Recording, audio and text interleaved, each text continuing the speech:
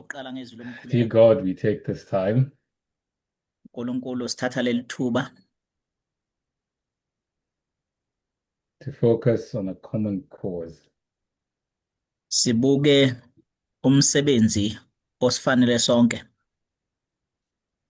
To understand your character, okuqonda isimilo sakho, to understand the plan of salvation, nokuqonda icebo losindiso,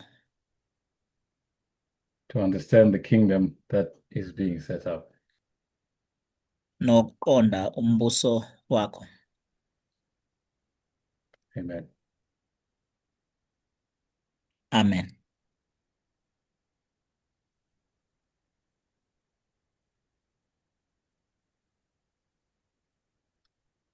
Okay, so this is my second study for this weekend. Lesi isifundo sami sesibili kule mpelaviki. Yesterday, we began to look at the significance of 2024. Izolo siqale ngokuthi sibuke ukubaluleka konyaka ka-2024. And the reason for this Isizathu salokhu is to answer a number of questions. kuphendula imibuzo eminingana. I mentioned the question concerning the repeating pattern. Ngiye ngawubalula-ke omunye umbuzo. My intention and my hope Inhloso yami nethemba lami is that by exploring 2024, ukuthi inhloso yokuthi sibuke u-2024 and that year's prophetic significance, nokuthi loyo nyaka we not unokubaluleka only answer that question,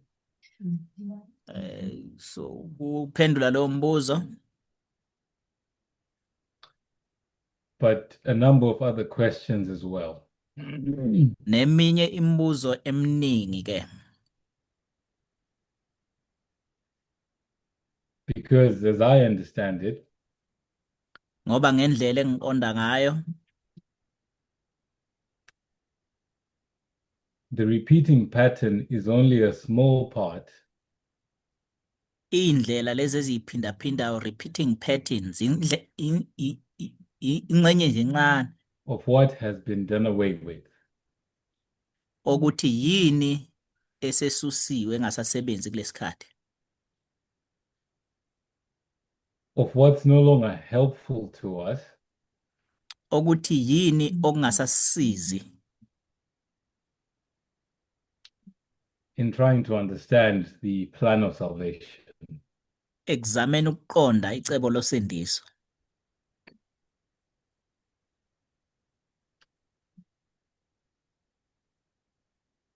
So we compared ancient Israel and modern Israel. Ngakho-ke siqhathanise u-Israyeli wasendulo no-Israyeli wamanje.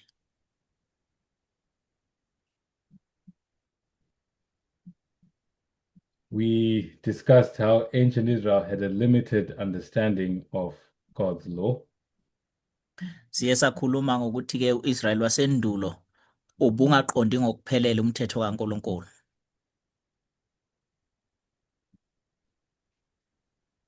And that limitation Lokho kufiphala noma lokho kungaqondi ngokuphelele forced God to relate to them in a certain way. kwaphoqa uNkulunkulu ukuthi akhulume nabo ngendlela ethize.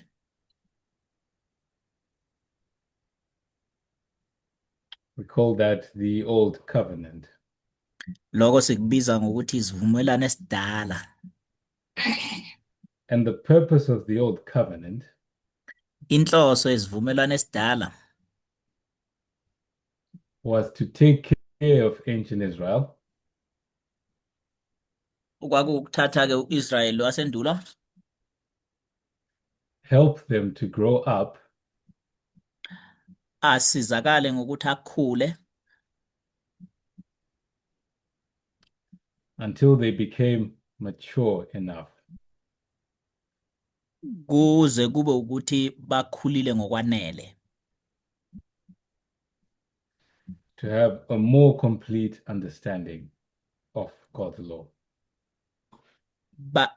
buze babe nokuqonda okuphelele ngomthetho. Once that maturity had been achieved, Uma sebefinyelelile ekukhuleni bekuhlosiwe. and remember, we are not discussing the maturity of individual Jews. Sikhumbule ukuthi asikhulumi ngokukhula komuntu ngamunye. We are talking about the maturity of their prophetic understanding. Sikhuluma ngokukhula ekuqondeni ngokwesiprofeto. Once that point had arrived, Uma sebefinyelele kulokho noma kulelo phuzu, the Jewish system was no longer necessary. uhlelo lamaJuda, isystem yayingasenas skhala. To put it bluntly, Ukuyibeka nje ngokusobala.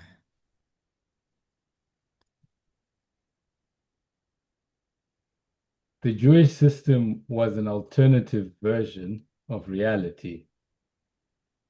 Uhlelo lwamaJuda noma iJewish system kwakuyinto ehambisana nento yangempela okuyiyona elapha emhlabeni. It was a really childish version of how the world works. Empeleni kwakuyindlela yobungane yokubuka umhlaba.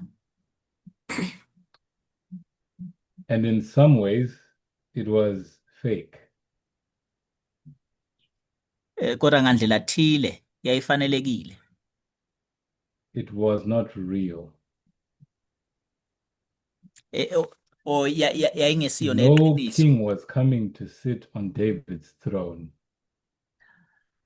Ayikho inkosi eyayizohlala esihlalweni sobukhosi sikaDavide. Literal Jerusalem was not going to stand forever. iJerusalem lelalakhiwe lalingeke lime phakade.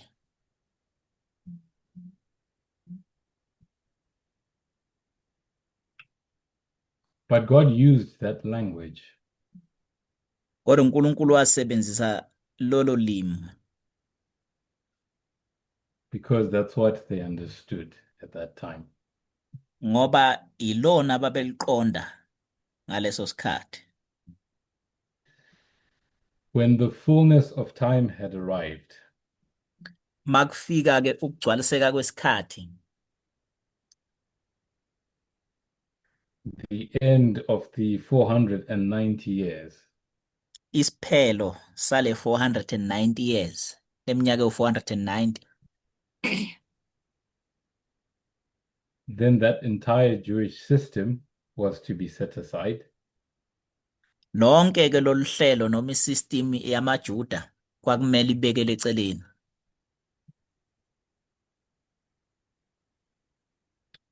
Because they now had a better system to take its place. Ngenxa yokuba basebenohlelo olungcono lokuthi lungene esikhundleni salo loludala. A more universal system. Babe nohlelo A olusha, more equal system. nohlelo olusha lokulingana. The same can be said about modern Israel. Okufanayo kungakhulunywa ngoIsrayeli lo wamanje. The Adventist and Christian perspectives of the end of the world Indlela yamaKristu nama-Adventist yokubuka ukuphela komhlaba is an alternative version of reality. indlela ehambisana nale eyiqiniso. The Adventist and Christian perspectives lendlela yokubuka yamaKrestu nama-Adventist of relationships between people and nations and God, eyobuka ubudlelwane phakathi kwabantu nezizwe noNkulunkulu. the perspectives are childish and in some ways fake. Indlela yokubuka esitshelayo uma uyibuka ngezinye izindlela empeleni ayiyona eqiniso, i-fake. And so, in order to understand reality, Isenza ukuthi singakwazi ukuqonda okwenzakalayo emhlabeni. like ancient Israel, Njengo-Israyeli wasendulo, we have had to be forced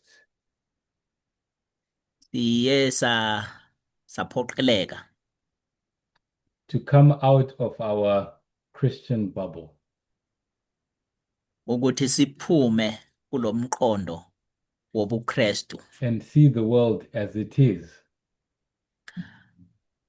ukuthi sibone umhlaba ngendlela oyiyo, not as we imagined it to be. ngendlela As esasiucabanga given ukuthi to uzoba us ngakhona, by Ellen G. White. ngendlela obekwe ngakhona ukuthi uyoba njani u-Ellen White. Yesterday, I took time to explain why I think Izolo ngike ngathatha isikhathi-ke ukuchaza ukuthi kungani ngicabanga kanje. Adventism had a very limited understanding of the end of the world. Ukuthi i-Adventism ukuphela komhlaba ikubuka ngendlela efiphele, It's because they still thought the world was a Christian world. ngoba babesacabanga ukuthi umhlaba usebenza ngobuKrestu, When in reality, the Christian world ended in 1798. kodwa ngokweqiniso umhlaba wobuKrestu waphela ngo-1798. The French Revolution Impi-ke le yama-French capturing of the Pope ukuthunjwa kukaPapa, what that represented lokho kwakumelele was the rejection of Christianity in politics. kwakumelele ukwenqaba Sorry, ezepolitiki Blessing, are you zamaKrestu. writing something? Because we don't see. We see your screen, but if you are writing something, we don't see. I'm not writing anything at the moment. Okay, sorry. Just to No, that's confirm. fine. That's okay. Can you also please increase your volume if you can? So It's very low from this side. 1798 was a repudiation of Christianity in government. U-1798 lapho kwakuphela khona indlela yokubusa yobuKrestu.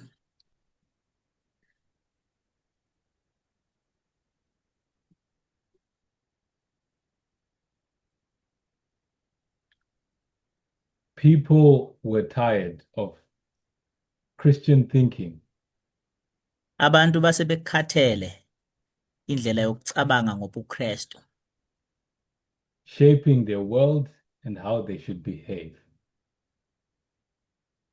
ukuthatha umhlaba ngendlela owawungakhona. So even though the world was changing in 1798, Nakuba umhlaba wawushintsha uguquka ngo-1798, most people maintained a Christian worldview. abantu abaningi baqhubeka nokubamba umqondo wobuKrestu, baqhubeka nawo. More people than just the Millerites. Abantu abaningi ngaphezulu kwama-Millerites. And I think this is why Ngicabanga ukuthi isona sizathu lesi there's been a tension esokuthi kube khona ukungqubuzana between our prophetic expectations mayelana nokulindela okuzokwenzeka ngokwesiprofetho and the reality, nalokho kuyiqiniso ngendlela izinto ezenzeka ngakhona, because we had a fake version of reality. ngoba besibuka izinto ngendlela eyifake engeyona iqiniso. But this is why this movement was raised up, Kodwa isona sizathu esenza ukuba kusungulwe to le movement. transition us to reality. Yayifanele ukuthi isuse kuloya mqondo omdala isilethe kulo weqiniso khona. A consequential teacher among us Umfundisi ke onegalelo elikhulu phakathi kwethu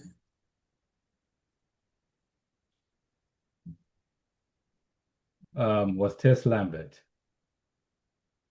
okwaku umdala uTez, And what she did naloko akwenza is begin this shift waqala ukuthi asifundise ngalokugudluka from a Christian prophetic framework esusa kulomqondo wokucabanga ngesiprofetho wobuKristu to a more universal one, esifaka emqondweni wokucabanga ngokomhlaba wonke, one that could address the United Nations, loyo zofaka ne-United Nations phakathi, one that could speak about China, nalo mqondo ozophinda ukhulume nangeChina, that could explain what was happening in South America and in Africa, umqondo ozochaza ngezinto ezenzeka nase-South America kanye nase-Afrika, really the changes that are happening all over the world. uguquko lwenzeka umhlaba wonke. So if you studied Tess's material, Uma sifunda ke izinto ebeyisebenzisa and if ukuTez, you remember a lot of what she taught, uma singakhumbula izinto ayifundise kakhulu umdala uTez, then these current studies will make sense. lezi fundo esiyifundayo njengamanje zobe sezenza umqondo kuwe. And when I say studied, Uma ngithi ke lezi fundo I don't mean having watched the videos. angisho ukuthi ubuke amavidiyo, Or participated in the Zoom meetings. ngithi futhi uthathe indima nawe waba nokwenza I mean lapho Zoom meeting. taking time personally Ngisho ukuthi uthathe isikhathi ngokwakho nje to look at those things ukuthi uyibuke lezi ayifunda ezenza, and see if they were so. ubone ukuthi ngempela kunjalo lokakusho. If you actually have made it a habit to verify these things, Uma ukwenze umkhuba ukuthi lezi zinto uyiqinisekise ukuthi zinjalo, it will be easier for you to understand what's being said now. kuyoba lula kuwe ukuqonda lokho okukhulunywa ngakho noma okufundiswayo manje. If you haven't made it a habit, Uma ungakwenzanga umkhuba, then it will be much harder for you to understand what's being said now. kuzoba umqansa kakhulu ukuthi uqonde lokho esikufundayo manje. But it's not too late. Kodwa isikhathi asikapheli. Like Curtis said yesterday, Njengoba eshilo izolo uKhethisi, you can pick up a subject ungathatha nje isihloko esithile that doesn't make sense to you, lesi singawenza umqondo kuwe, and rather than waiting for someone else to answer it for you, kunokuthi ulinde umuntu othile ozophendula imibuzo yakho. explore the subject. Funda ujule ngaleso sihloko. And don't worry about getting to the correct answer. Ungakhathazeki ngokuthi uzothola impendulo ezizona. It's the journey that changes you. Uhambo lolo luguqulayo noma oluhle. So we'll move on. Sizobe sesiqhubeka ke. We spoke about the focus shift in 2024. Siye sakhuluma ke ngokugudluka kwendlela esicabanga ngayo ngo-2024 and how we shifted from legislation to political ideas.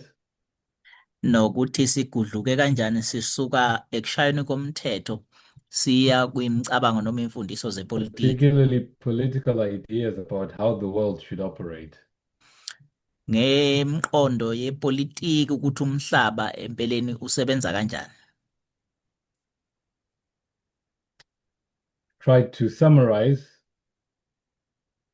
Ukuzama nje ukufinqa how the old world worked ukuthi umhlaba lo mdala wona ubusebenza kanjani and how the new world works. nokuthi lo mhlaba omusha wona usebenza kanjani. In the old world, Kulo mhlaba omdala kings ruled supreme. amakhosi ebebusa ephezulu kunawo wonke umuntu. They would change the world through law or through war. Babe khona ukushintsha umhlaba ngokuthi baphasise imithetho noma ngempi. In the new world, Emhlabeni omusha ke it's more complicated kuluchungechunge because kakhulu power is distributed. ngoba amandla wekho endaweni eyodwa. So I put 3 circles to represent the distribution of power. La amasongo amathathu ameleleke ukuthi amandla abiwe kanjani. These are not necessarily the 3 branches of government. Leza inhlaka ke akusizo empeleni le inhlaka ezintathu ikahulumeni. One could be government, Elilodwa isongo ngaba uhulumeni, the other one could be academia and media, elesibili kungaba ifundiswa noma abezindaba, the other one could be business, leli lesithathu kube ezamabhizinisi, and there could be others. kungakhona ke ezinye izinhlaka eziningi. Different institutions in society shape our world. Ikhungo eziningi emphakathini emhlabeni ezakho umhlaba wethu. And this design was intentional. Le ndlela yokusebenza kanje yayihlosiwe. It was to move away from the idea of one person having all power. Yayihlose ukusuka kudluka la khona umuntu oyedwa enamandla amaningi. So as a result, Imphumela ke yakhona if change needs to happen, ukuthi uguquko la lifanele ukuthi lube khona. there's more people involved. Sekunabantu abaningi abathatha ingxenye. So you have to discuss. Isimele ukukhuluma You have to strike deals. esifanele sikhulume ngabo. Create coalitions. Basungula ke ukusebenzisana. And so that's why a law that's passed by Congress Ingakho ke uma sikhuluma ngeCongress, as important as it might be, na noma ngabe kubaluleke kangakanani, is not sufficient akwanele to change a political order. umthetho lo phasiswa eCongress awanele ukushintsha So indlela the yepolitiki. studies done by Terry Lambert on QFMG Lezi fundo eziye zenziwa umdala uTerry Lambert ngo-QFMG shattered our Christian prophetic framework. zahlakaza indlela yethu yokucabanga yobuKristu. showed that it was no longer sufficient to explain the end of the world. Yabonisa ukuthi ayisanele ukuchaza ukuphela We komhlaba. know that our message is equality, Siyazi ukuthi umlayezo wethu owokulingana, equal rights. amalungelo okulingana. The Sunday Law prophetic model Indlela yesiprofetho yomthetho wesonto focuses on Christians ibheka kakhulu amaKristu.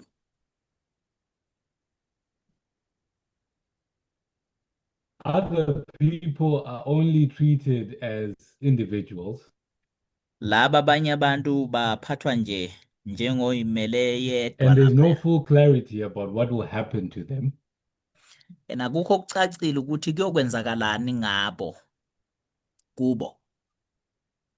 What I mean by that Engikuqondile ngalokho is when a question would be asked, ukuthi uma kubuza umbuzo,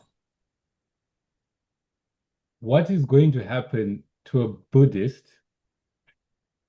ukuthi kuzokwenzakalani kulabantu abanye that doesn't know the Sabbath truth? laba bangaqondi lutho ngesabatha.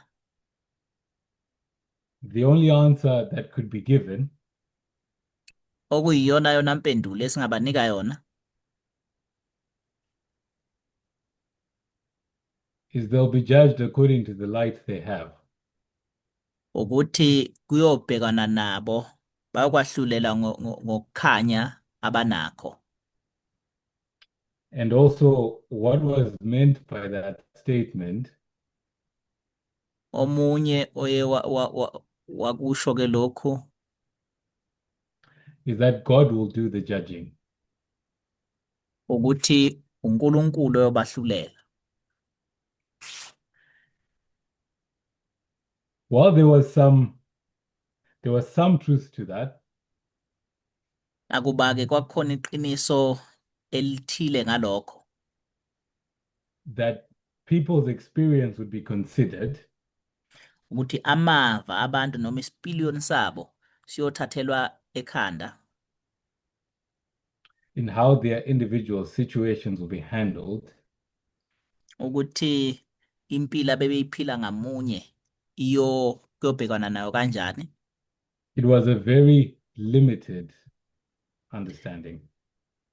Indlela yokungaqondi ke le indlela yokuqonda The questions that could be answered with clarity and confidence imibuzo ke engaphendulwa ngokucacile futhi kube nemphumela are the ones that related to the Christian world. imibuzo lephathelene nomhlaba lo. What would happen to Christians that don't accept the Sabbath truth? Kwenzakalani kumaKristu angekala mukela isabatha? They'll die. Bayofa, bayobhubha. What would happen to those that haven't had an opportunity to hear? Kuyokwenzakalani kulaba abangalitholanga ithuba lokuba basazi? There would be evangelism. Bayoshunyayezwa, The loud cry. bayovangelwa ngecilongo. So there was a lot more clarity about Christians and the Christian experience Sasinomqondo ocacile-ke ngobuKristu namava abo. very limited, if anything, about anyone else. Kodwa sasinomqondo ofiphele ngabanye ngaphandle kwamaKristu.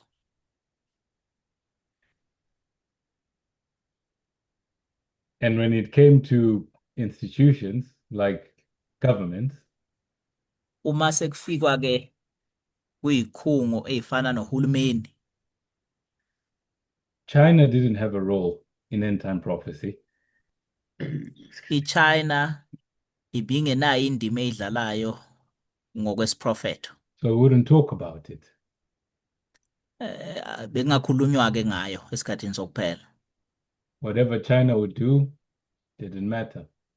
Nanoma ngabe yenzani iChina, leyo nto ayinamsebenzi, akusinendaba nayo. But if you ask anyone living in the real world today, Kodwa uma ungakubuze nje umuntu ophila kulo mhlaba njengoba unje they'll namhlanje, tell you what happens with China really does matter. awukutshela ukuthi okwenzeka eChina ngeChina kubaluleke kakhulu. My point being, Iphuze engiqonda ukuletha ukuthi it's not that the Christian prophetic framework we had was bad. akusikona ukuthi indlela yobuKristu yokucabanga esasinayo yayingalungile. My point is, it was very limited Iphuzu lami ukuthi yayingaphelele and also very limiting. futhi yayenza umuntu angapheleli ekubukeni.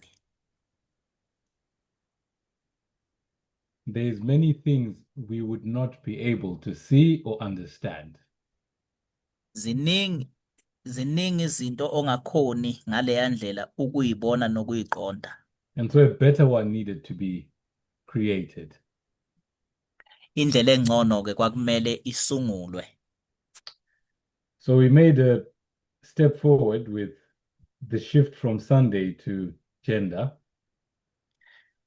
Senza ke uguquko noma sagudluka kwi-Sunday law saya kwi-gender ubulili. Because we recognized that gender was a very important subject in our time. Ngoba sabona ukuthi i-gender noma ubulili isihloko esibalulekile kwisikhathi sethu. But depending on how you looked at this, Kodwa kuye ngokuthi ke ubuka kanjani, it could also be very limiting. nako futhi kungaphelela Because you'd end up just focusing on women. ngoba igcina ibheke nje igxile kubantu besifazane kuphela Or events that relate specifically to gender. noma ibuke kuphela igameko eziphathelene nabantu besifazane kuphela. So events that have to do with geopolitics could easily be missed with that kind of model. Igameko ke eziphathelene nezepolitiki kuba lula ukuthi zingabonakali. If not handled properly. Uma lolo lwazi lungaphathelekanga kahle noma lo emniningwane, And the reason I say if not handled properly izathu esenza ukuthi uma ungaphathekanga ngendlela is because feminism was actually meant to teach us something. yingoba ukucwasa amalungelo Not just about abesifazane women's rights, kwakumele asifundise ngamalungelo but about how men and women should relate to each other ukuthi abantu besilisa nabesifazane fanele baphathane kanjani and about how governments should relate to each other. nokuthi ohulumeni fanele baphathane kanjani bona. As has been taught in the past, feminism covers everything. Ngokungafani ke nasendulo ifeminism yona icover Just like konke, its opposite counterpart, patriarchy. ikhuluma ke ngalobunhloko yonke into ibeka And when we view ngobunhloko. feminism this way, Uma sibuka ke nefeminism ngayo lendlela, it's a complete framework that can explain our world. isakhiwo ke esiphelele esingenza ukuthi sikhona ukubuka kahle umhlaba, It can help us to understand the plan of salvation better. ingasiza ukuqonda ke icebo losindiso ngokuphelele. So when we would come to the Republican National Convention of 2024, Uma sifika ke kulonyaka ka 2024, the main promise of that convention or sibuka i-RNC ngo-2024 isithembiso abasenza was to destroy the liberal international order. isithembiso esikhulu abasenza ukuthi bahlakaze i-liberal international order. We have not gotten into why there was that promise. Abesingakafiki ekuthenini-ke kungani benza leso sithembiso. Because the party would not promise something that wasn't popular with the people. Ngoba iqembu alikuthembisi into abantu abangayizwisisi kahle. It wouldn't make sense Ngeke iwenze umqondo ophusile because they wanted to win the election. ngoba babefuna ukuwina ukhetho laba bantu. So the fact that they promised it Ngoba ukuthi nje bakuthembisa should tell you that there was enough people that wanted it. kusho ukuthi kwakunabantu abanele.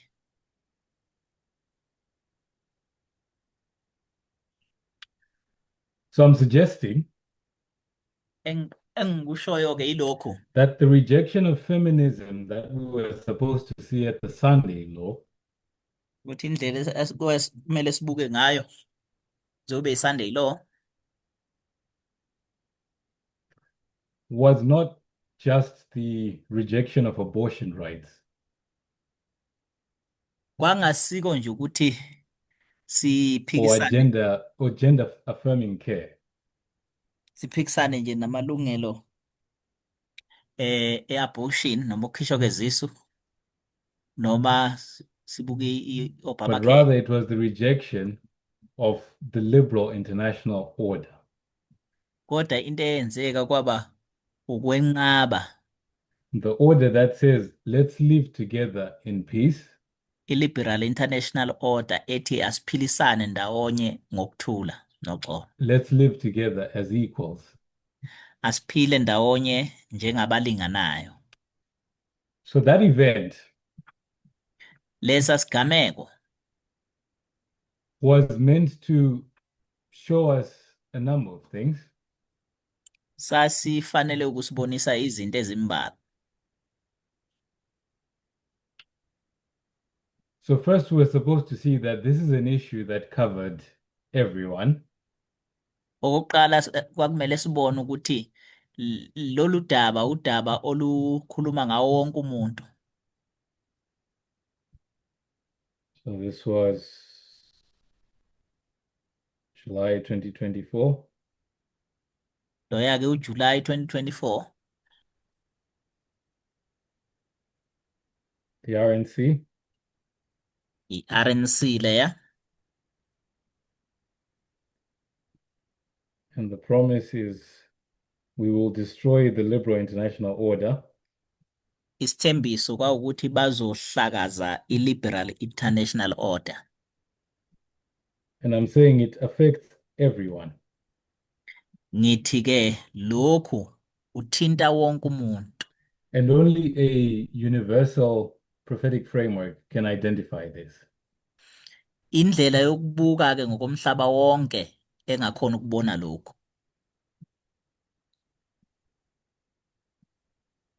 So we move from a Christian one to a universal one. Siyabona ukuthi sisuka kwindlela yokubuka yobuKristu siye kule yokubuka umhlaba wonke. But what we should have also been able to see Okunye okwakumele ngabe sakubona is a clue of what our work is. Okuphathelene nokuthi umsebenzi wethu uyini. We always knew that our work has something to do with setting up a kingdom. Sasivele sikwazi ukuthi umsebenzi wethu uphathelene nokuthi simise umbuso. That's not anything new. Akuyona What into we entsha thought leyo. is that what's being set up is a Christian kingdom.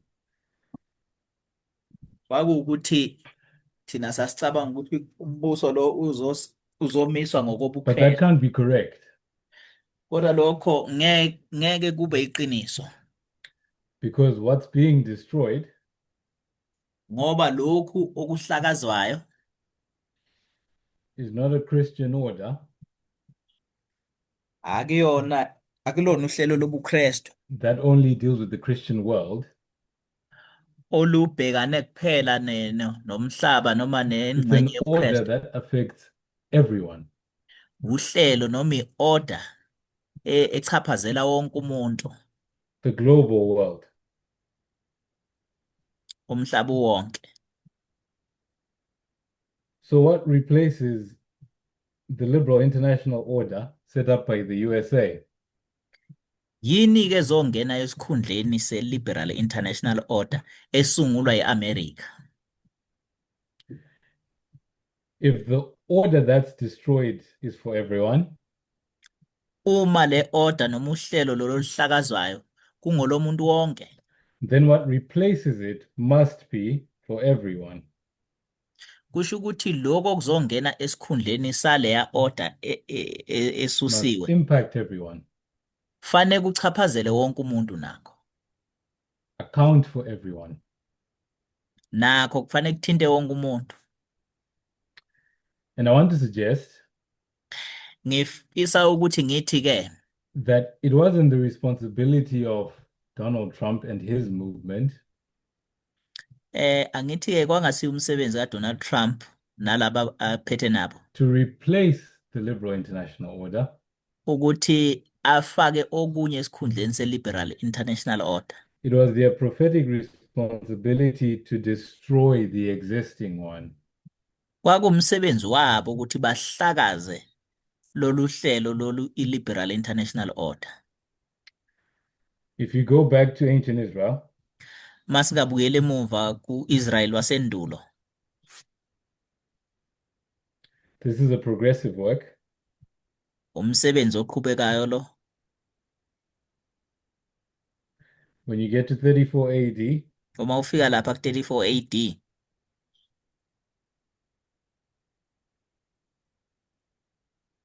you have a shift from the Jewish to the universal.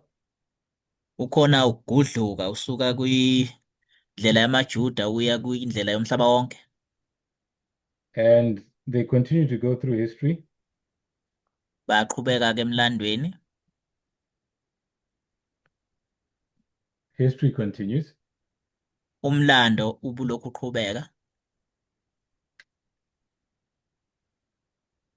And they get to 70 AD. Baze bayofika lapha ya ku-70 AD. And we know what happens here is the destruction of Jerusalem and the temple. Siyaqonda okwenzeka laphana ukubhujiswa kweJerusalem. So by the time you get to 34 AD, Ngalesikhathi ke uma ufika ku-34 AD, I'll say it this way. ngizokusho ngale ndlela, Jerusalem is marked for destruction.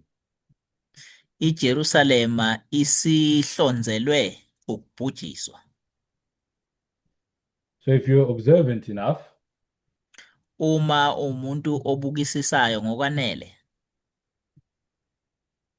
if you're a good student of prophecy, umfundi othembekile wesiprofetho, you could see at this point, 34 AD, uzobona ukuthi khona okwakwenzeka ngo-34 AD that Jerusalem is going to be destroyed, ukuthi iJerusalema lizobhujiswa.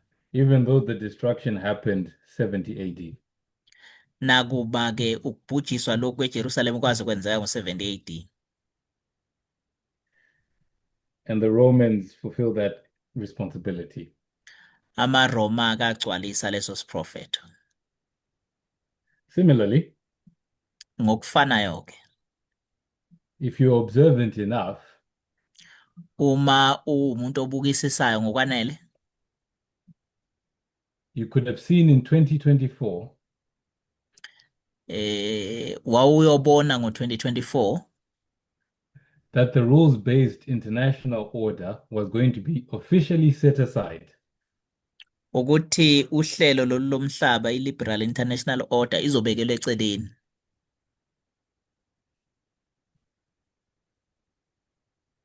So by the time you would get to January of 2026, Ngesikhathi-ke uma sifika lapha January 2026 when it actually happened, uma sekwenzeka you would not be surprised. akuzukuba isimanga. Venezuela is just a proxy for that development. iVenezuela iyiproxy-ke yalokho kwakwenzeka. Ngamanye amazwi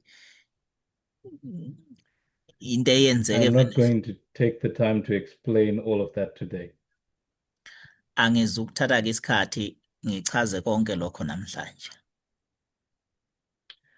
So the point I'm trying to make right now Iphuzu engizama ukuliletha ngaphambili njengamanje is that just as the Romans destroyed Jerusalem, ukuthi ngendlela efanayo njengokuba amaRoma abhubhisa it has iJerusalem been the responsibility of the Seventh Kingdom under Trump kuwumsebenzi-ke wombuso lo wesikhombisa ngaphansi kukaTrump to destroy the liberal international system.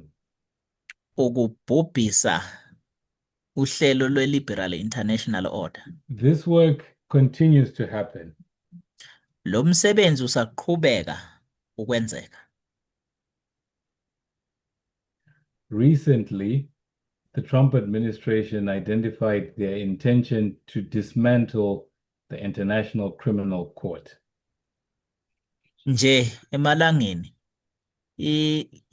iAmerica ihlonze ukuthi izohlakaza inkantolo leyo mhlaba wonke yobulungiswa. So there's many institutions being turned upside down. Kunezikhungo eziningi-ke ngaphekwa I do lapho. not want to suggest that the work is completed, Ngingasho nje ukuthi lo msebenzi ufana nokuthi uyathelela. but the important turning point did happen. Kodwa-ke uguquko olubalulekile selwenzekile And the vele. important turning point was the capture of Maduro in January. Uguquko lolo olubalulekile ngathi ukuthunjwa kwamongameli Nicolas Maduro. But the work of replacing what's being destroyed Kodwa umsebenzi-ke wokubuyisela lokho sekuhlakaziwe. the history of ancient Israel should tell us, or give us a clue on whose job that is.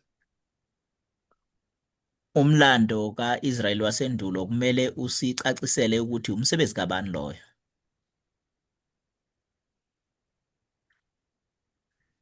It was the Christian church's job Kwakuwumsebenzi webandla lobuKristu loyo to set up the structures for the universal kingdom within their context. ukumisa-ke isakhiwo esizomisa umbuso lo owaNkulunkulu umhlaba wonke. And therefore, it is the responsibility of this movement Kwakusewumqondo nje. Ngakho-ke kuwumsebenzi wale movement to set up not a Christian kingdom, ukumisa hayi umbuso wobuKristu but a universal one. kodwa ukumisa umbuso womhlaba wonke. A truly universal one. Umbuso womhlaba wonke wangeqiniso wangempela. And this was also made evident Lokhu kwabonakala-ke ngokusobala by our understanding of equality under the law. ngokuthi siqonde ukulingana kwabantu bonke ngaphansi komthetho. Which was a discussion had in Slovakia in July of 2024. Okwakuyinkulumo mpikiswano esasinayo eSlovakia ngo-2024. Because when we discuss this concept of equality under the law, Khathi sikhuluma-ke ngalo mqondo wokulingana kwabantu bonke ngaphansi komthetho, it includes what Curtis has been taking us through. kufaka nalokhu uKhethise belokhu efundisa ngakho. The relationship of equals between God and humanity. Ubudlelwano babalinganayo phakathi kwaNkulunkulu nabantu. And if we are equal partners, Uma-ke besingabalingani noma ama-partners alinganayo, then you don't have one entity doing everything. asinaye oyedwa enza yonke into.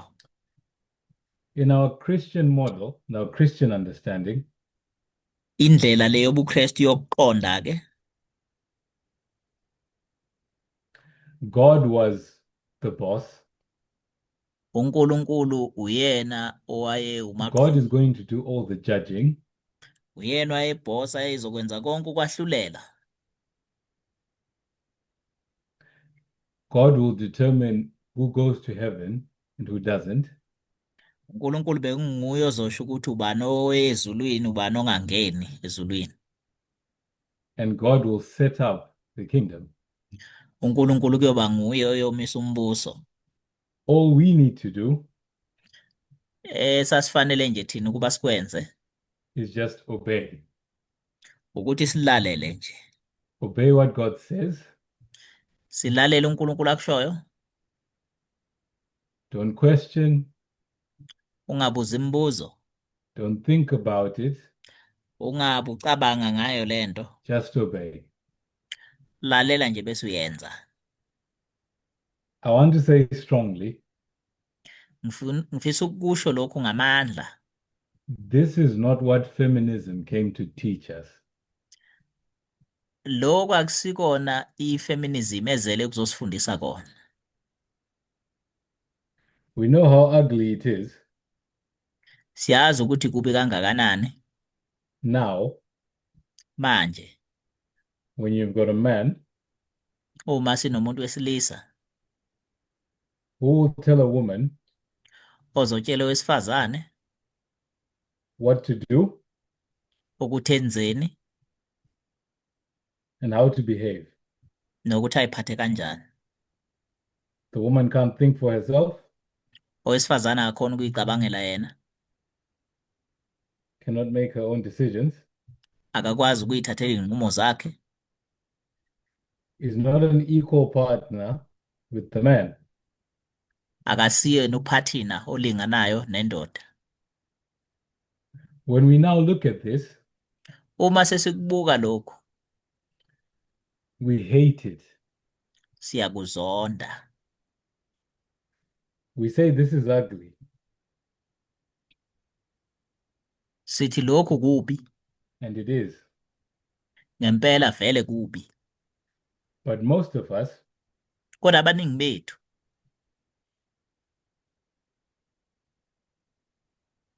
still love a patriarchal idea about God. ngathi sawuthanda lo mqondo ukuthi uNkulunkulu abe inhloko, Where God is the superior uNkulunkulu mkhulu, and humanity is inferior. abantu bancane. God makes all the decisions, uNkulunkulu uye yedwa othatha zonke izinqumo, and we just submit to them. thina siyathobeka kuloko asekukhulumile. If we're to be honest to ourselves, Uma singake sibe neqiniso nje kithi konembeza bethu, most of us still do not think this is ugly. abaningi bethu basacabanga nokuthi lokho akukubi kangako, But it is. kodwa nje kubi. What we think is ugly Esicabanga ukuthi kubi is you've got God here ukuthi uma sinoNkulunkulu lapha ya and humanity here, bese siba nabantu lapha kuloya mfanekiso, and the two are equals. besithi laba bobabili balingana. The decisions that this entity makes Iy'nqumo ey'thathwa ngabantu are as important and binding as the decisions that this entity makes. ukuthi lezi nqumo zibalekile futhi ziyabophezela njengey'nqumo lezi ey'thathwa uNkulunkulu. Because what they're using Ngoba bakusebenzisayo is the same understanding of the law. ukuqonda okufanayo ngomthetho. This is beautiful. Lokhu kuhle. And I can hope we can all see that. Nginalo ithemba ukuthi sonke siyakubona lokho. As beautiful as it is when two human beings interact as equals. Nakuba kukuhle kangakanani ukuthi abantu ababili babe sebudlelaneni bokulingana. So no, it's not God's job to do all the judging. Akusi umsebenzi kaNkulunkulu umsebenzi wonke wokwahlulela. And it's not God's job to do all the setting up of this kingdom. Akusiwona futhi umsebenzi kaNkulunkulu wokumisa lo mbuso. We have the responsibility to do a lot of that. Sinomsebenzi omningi nengxenye kumele siyidlale kwenzeni lokho. And we're not submitting to God's perspective. Lapho ke asizithobi ngaphansi kokubuka kukaNkulunkulu. Because we have all the information we need Ngoba sinalo lonke ulwazi esilidingayo to understand the law. Ukuqonda ngomthetho. We can just look at the law Singavele sibuke umthetho and make a decision. bese sithatha izinqumo. We can answer the questions. Singabuza imibuzo. What's going to happen to this person or that person?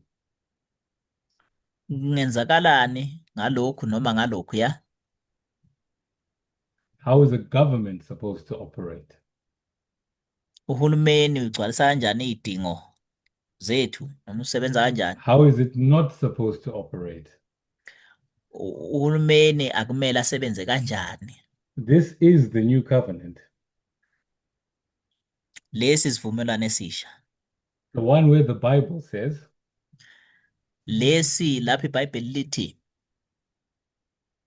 you will not need someone to tell you what it means to know the Lord.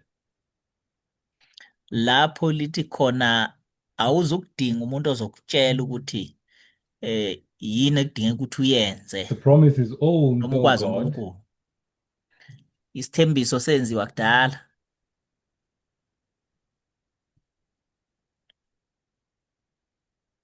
the promise is everyone will know God, Isithembiso ukuthi wonke umuntu uyakumazi uNkulunkulu. which really means everyone will know the law. Okuchaza ukuthi wonke umuntu uyowazi umthetho. It is your right and privilege Kuyilungelo lakho nesibusiso sakho to understand these things. ukuziqonda lezi zinto. You don't have to wait for a clever teacher. Awufanele ukulinda uthisha onobuhlakani obuthile To tell you what to believe okufanele akutshele ukuthi ukholwe ini, or to tell you what to do. akutshele futhi wenzeni. What you have to do Into ofanele ukuba uyenze is take the rules, ukuthatha imithetho, take the law of equal rights, thatha umthetho wokulingana, amalungelo okulingana, and use it to measure everything that you see. thathe leyo mthetho uyisebenzise ukubuka yonke into oyibonayo Examine ilinganise nayo. yourself. Yiloko nje ongakwenza. Examine your belief system. Cwaninge uhlelo okholwa kulo. See if the way you read the Bible verses or the Bible or the spirit of prophecy actually is in agreement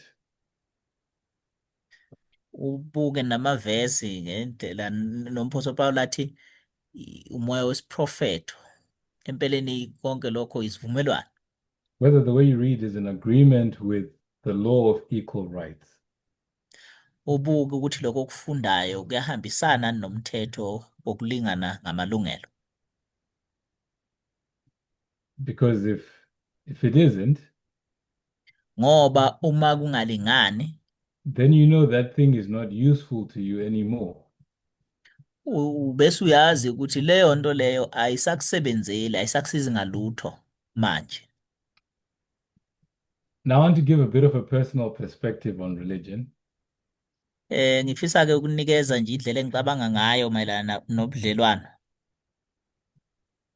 Because we've spoken quite a bit about Judaism and Christianity and Adventism. Ngoba sesikhulume kakhulu ngohambo lwe-Adventism. So I'm going to give my perspective, what I am saying, at least, so that it's clear. Ngizonikeza indlela engicabanga ngayo ukuze ngikwenze kucace nje. I am not saying Angisho ukuthi 2024 is the end of religion. ukuthi u-2024 isiphelo. So it's not the end of religion. Akusisi isiphelo senkolo. We are a religious movement. Si movement ekholwayo yenkolo We have yezenkolo. been and we still are. Sasi kanjalo futhi sisenjalo. Religion was given to humanity for their benefit. Inkolo yanikezelwa kubantu njengenzuzo. Religion helps to minister to a number of issues or questions. Inkolo isiza ngezinto eziningi kakhulu. Questions about identity. Mayelana nokuthi singobani, siphumaphi, imvelaphi yethu. Questions about destiny. Imibuzo ephathelene nokuthi siyaphi, yini isiphetho sethu. Even issues to do with community. Nodaba nje oluphathelene nomphakathi. And a number of other things. Nezinye eziningi. I'll just summarize it by saying religion is meant to minister to quality of life. Ngingakubeka nje kalula ngithi inkolo ifanele ukusebenzela ekuthenini siphile impilo enelisayo. Human beings are pattern seekers. Abantu nje ngokwabo bangothisha By design. ngokwendalo yabo. We constantly try to make sense of ourselves and of the world around us. Sibe lokhu njalo sizama ukucabanga sakho umqondo ngathi nangomhlaba nje. And this is why people often fall prey to conspiracy theories. Ingakho abantu bagcina bebanjwa idweba lolwazi olingelona leqiniso. Because they're Conspiracy looking for theories. answers. Even atheists have a religious framework. Abaningi ababambeka kulokho nalabo abangakholwa kuNkulunkulu nabo banendlela yabo yokucabanga. They might reject the idea of a supreme being. Yenqaba umqondo ukuthi kunomuntu olapha phezulu. But they still have ideas about who they are. Kodwa nabo baqinisekile ngokuthi bangobani. Where they came from. Nokuthi And where bavelaphi we're all imvelaphi yabo. going. Nokuthi bayaphi. atheism meets the bar of a religion. nabo bayahambisana nenkolo. So the point that I'm trying to make, Iphuzu engizama ukuliletha ngaphambili leli, in fact, before I say that, kodwa ngaphambi kokuba ngisho lokho, for most of humanity, abaningi abantu we've only had two options.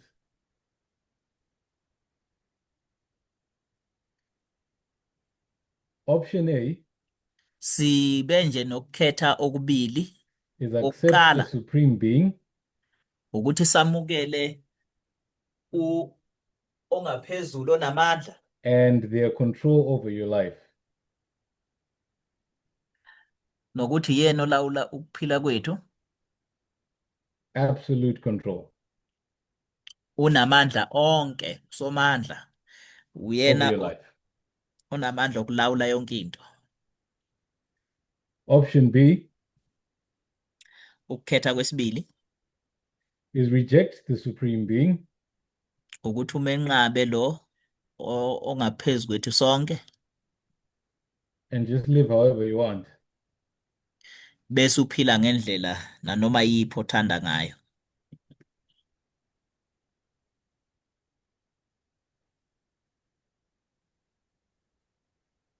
So live anyhow. Phila umathanda. So both options have been tried by humans, Zombili lezi zinto zinemphumela kubantu, and I want to say both have been unfulfilling. ake ngithi nje zombili lezi zinto azisenelisanga. With option A, Ngaloko kokuqala, A, people have suppressed their wills abantu bagcine beyicindezela ukucabanga kwabo and their emotions nemizwa yabo, against their design bephikisana nendalo nokudalwa kwabo, to great damage to themselves and others. bagcina bemosha nabanye. Whether these people have been in mainstream religions Noma ngabe abantu abebesenkolweni eyaziwayo or in cults, noma bekule inkolo ekuthiwa ama-cult, same effect. imiphumela iyafana. And then those that would reject the supreme being Labo abanqaba ke lo ngaphezulu kwethu sonke, have had to live life, labo ke baphile njamanga. I'll say it this way, constantly battling with their conscience. Ngakusho ngale ndlela ngithi bebelokhu belwa nje nonembeza babo. So they do what they want, Ngakho ke benza abakuthandayo, but at the back of their mind, kodwa le kujuleni kokucabanga kwabo, they have to constantly fight with the thought of having consequences kodwa bebelokhu belwa nonembeza babo, or noma thoughts that might suggest that a supreme being actually does exist. noma bethi ke uma kungenzeka ukuthi ukhona lo mdala And that they would have to confront them one day. ongaphezulu kwethu sonke nokuthi ngolunye usuku kuyomele sibhekane naye. So they might not believe that, Bangeke ngakholwa lokho, but I'm saying they have to actively work to fight any hint of that. kodwa nje basebenzela ukuthi baphikise balwe nechashaza nje eliveza into ekanjalo. So in both options, Uma what you end up having is cognitive dissonance. bagcina banaleya nto-ke yokuthi imiqondo ephikisanayo, i-cognitive dissonance. This is something that's been taught in the movement for many years now. Yile nto-ke inkolo ebhekane nayo isikhathi eside. It's basically living a lie. Okusho nje ukuthi uphila amanga. You lie to yourself one way or the other. Uziqambela amanga wena ngandlela thize noma ngenye. Those that accept option A Laba bamukela ukukhetha lokho kokuqala u-A, lie to themselves that either they enjoy what the Supreme Being is telling them to do, kungenzeka ukuba bona bayayiqambela amanga bathi bayakujabulela lokhu lo ophezu konke abatshela kona,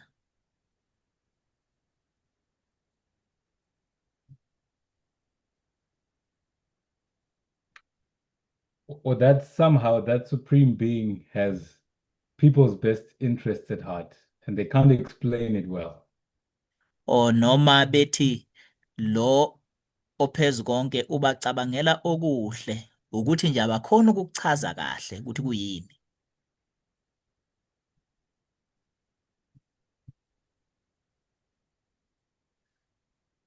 Whatever the case, there's a contradiction between their belief system and their experience. Noma kungaba yikuphi-ke kuloko abakukholelayo namava abo indlela abaphila ngayo. And in many cases, they don't even fully live up to what their belief system says. Ey'khathini ey'ningi uthola nokuthi kwalento abayikholelwayo abayiphili kwabona. There's also a contradiction with those that accept option B.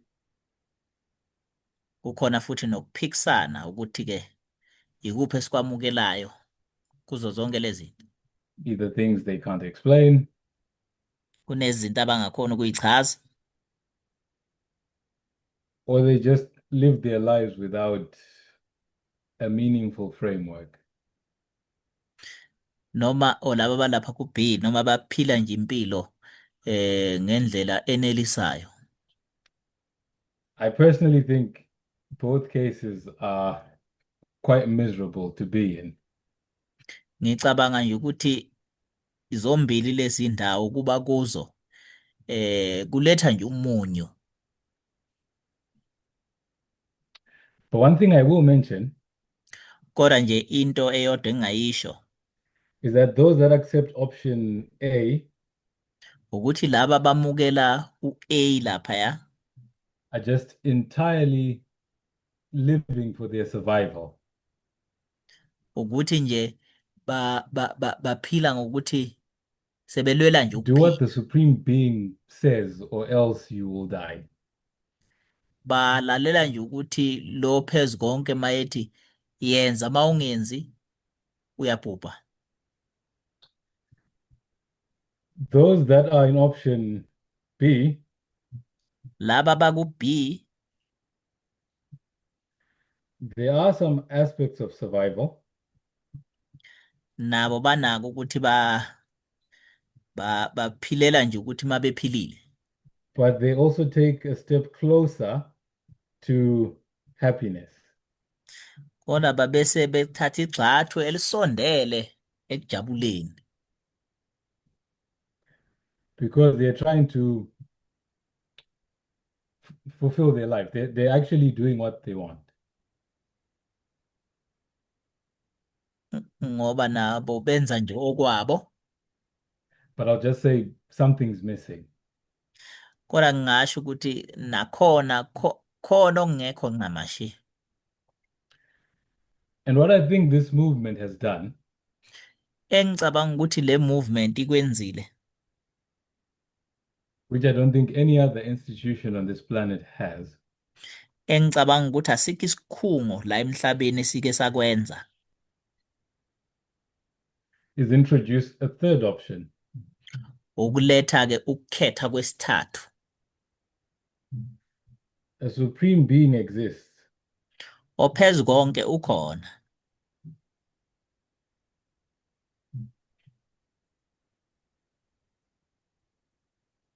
but they operate under law.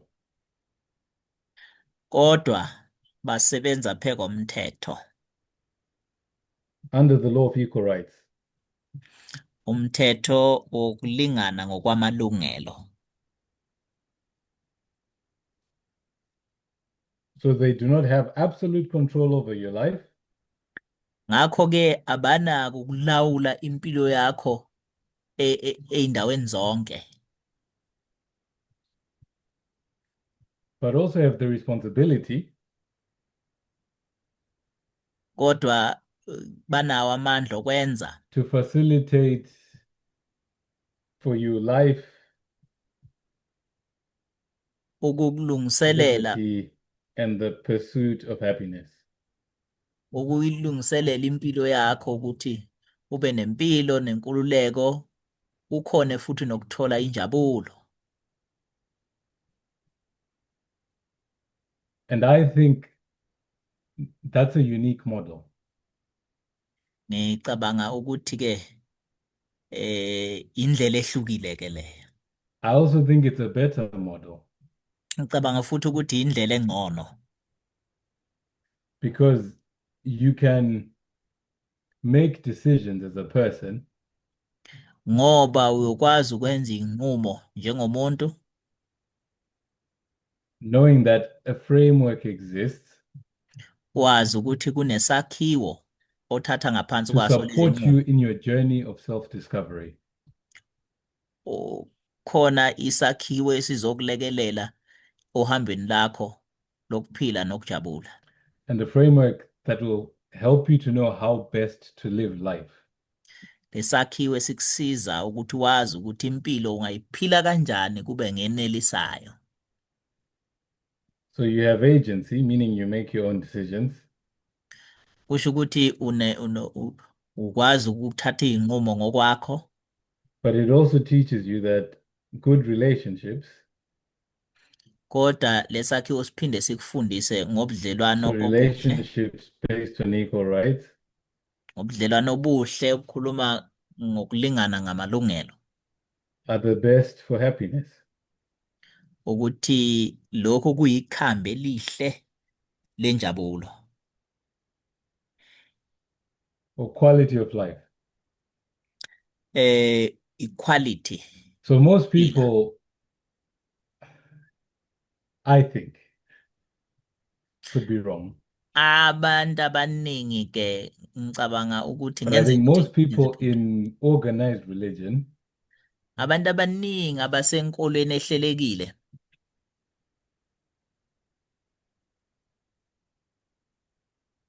and that includes most of us, lokho kufaka abaningi bethu are on option A. balaphayana ukukhetha lokho kokuqala u-A. The reason why we are in religion Isizathu esenza ukuthi sibe senkolweni is because of survival. ukuthi ngoba sifuna ukuphila, We want to avoid death. ukuthi ngoba sifuna ukubalekela ukufa. Very few of us conceptualize the idea of accepting religion Bancane kakhulu abethu abakhona ukuqonda ngokwamukela nje inkolo, purely because that religion ministers to our happiness. kuphela nje ngenxa yokuthi leyo nkolo isenza ukuthi sijabule. It helps us live better lives. Isisiza ukuthi siphile ukuphila okungcono. What makes me suspect that most of us are on option A Okwenza ke ukuthi babe khona laphana ku-option A is the questions that have come up okwenza ukuthi sibheke question A, If option there is A no difference between us and them, ukuthi ingenxa yemibuzo evelile nokuthi ngathi awukho umahluko phakathi kwethu nabo. then what's the point of being in this movement? Bese kuba yini inhloso yokuthi sibe kule movement ke makunjalo? So I won't answer the question directly, Angeke ngiwuphenduleke lo mbuzo. I will not. Angeke nguphendule. But I will say this. Kodwa engakusho yilokho. I'll borrow a term from Paul Ngizoboleka nje lapha kuMphostoli Paul. when he spoke about Christians that only had faith in Jesus. Mayikhuluma ngamaKristu lawa nokukholwa nje kuphela kuJesu Kristu. For this life. Bekholelwa loku kuphila kuphela. He said, if only in this life you have faith in Jesus, Uthi uma ukholwa kwenu kungokwaloku kuphila kuphela kuJesu, meaning you didn't believe in the resurrection, okusho ukuthi babe ngakholelwa ovukweni, you are of all people most miserable. kubo bonke abantu ngokukhalelwa. The opposite of happiness is misery. Okumeleneke nenjabulo umunyu. And if only to avoid death you are in this movement, Uma ke ukuthi kule movement ukuthi ubalekela ukufa, I'd like to suggest to you ngifisa ukuthi kuwe that you of all people most miserable. ukuthi kubo bonke abantu wena ngokukhalelwa. And I'm not saying this in an insulting way. Lokhu angikusho ngendlela ehlambalazayo. I hope we'll actually take time to reflect. Nginalithemba ke lokuthi If being uyothola in this movement, just for the sake of it, doesn't make you happy, nginalithemba lokuthi abantu bayoba kule movement ngenxa yokuthi bafuna injabulo. that means you're not happy. Okusho ukuthi ke awubalekela ukufa. And I think it would be important for you as a person to actually reflect on that. Ngicabanga ukuthi kubalekile ke for umuntu nomuntu ukuthi aphilele And injabulo. decide what to do. Ayikhethelene ukuthi ufuna ukwenzani. Whether to change how you view religion, Ukuthi mhlawumbe kuba khona ushintsho indlela abuka ngayo inkolo. how you understand the plan of salvation, Ukuthi uliqonda kanjani icebo losindiso.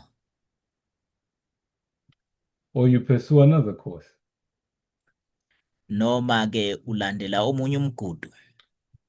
But the last thing I would like to say in closing Into yokugcina engifisa ukuyisho ngaphambi kokuba sivale is that I believe religion will be a permanent feature of the human experience. ngicabanga ukuthi inkolo inendima eyidlalayo yaphakade Just like culture, kumava abantu njengesikompilo. toxic cultures will be destroyed for sure, Kukhona ke amasikompilo angemahle but as ngokwehlukile. long as humans exist and they live together, Nakuba nje uma kuphela abantu bephila nje bekhona ukuphilisana ndawonye, cultures will form. amasikompilo ayosuka. In a similar way, Ngendlela efanayo, toxic religions are being destroyed and are going to be destroyed. izinkolo ezimbi noma ezingezinhle ziyahlakazwa futhi ziyaqhubeka ziyahlakazwa But zisazohlakazwa. religion as a human phenomenon will remain. Kodwa nje inkolo njengento yomuntu isazoba khona. And I think this movement is providing a template for what healthy religion looks like. Ngicabanga ukuthi le movement iletha into esingabuka kuyo ukubonakalisa ukuthi inkolo fanele ibe njani. It doesn't separate the world and God. Ayihlukanisi umhlaba So God looks at the church one way and God looks at the world another way. noNkulunkulu. Ukuthi uNkulunkulu ubuka ibandla ngenye indlela aphinde abuka umhlaba ngenye indlela. It doesn't do that. Akakwenzi lokho. It looks at things in a cohesive, universal way, as was meant to be at the beginning. uNkulunkulu ubuka izinto ngendlela enhle futhi ekwakumele ibukwe ngayo kwasekuqaleni.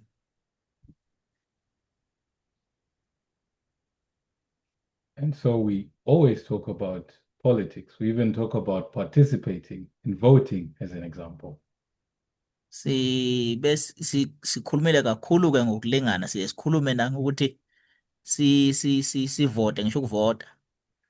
But another important thing that I think this movement teaches us or provides Kodwa engicabanga ukuthi enye into ebalulekile i-movement eyilethayo noma ekhuluma ngayo is that even with principles of universality, even in a perfect world, ukuthi nasemhlabeni ophelele nakule migomo yomhlaba wonke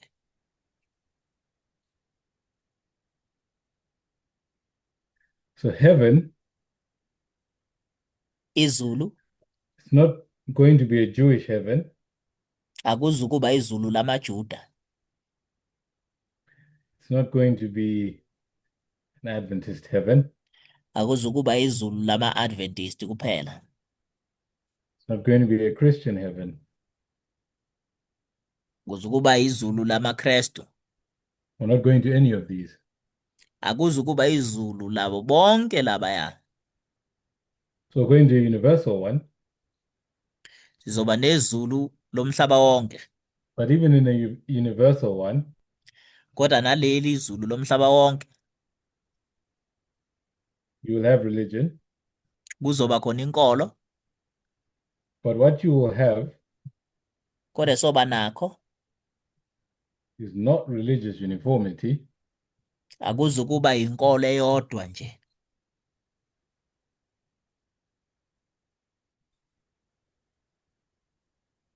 but religious diversity, kuzoba khona iy'ndlela ey'hlukahlukene zenkolo. as was taught a few weeks ago. Njengoba kuye kwafundiswa emavikini ambalwa adlule, Human beings will never see things in exactly the same way. abantu sobe babona izinto ngendlela efanayo ncamashi. So people will never see God in exactly the same way. Abantu sobe bambona uNkulunkulu ngendlela efanayo ncamashi. And that is something to be embraced, Into leyo kumele siyamukele, not feared. ayifanele ukwesatshwa. So I hope it will be clear to you all Nginethemba lokuthi kuzocaca khanye bha wonke umuntu that when I'm saying 2024 marked the end of this Christian framework, ukuthi u-2024 ube makha ukuphela kwalendlela yokucabanga yobuKristu, Christian ideas and institutions, umqondo nezimfundiso zobuKristu kanye nezikhungo zakhona, it was not the end of religion. kwangasiko ukuphela kwenkolo.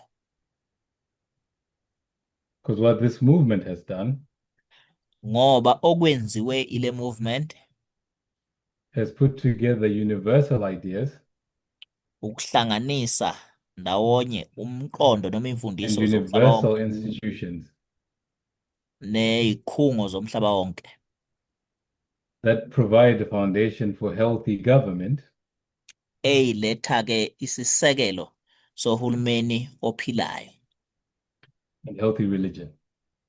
nenkolo ephilayo. We'll continue from here next time.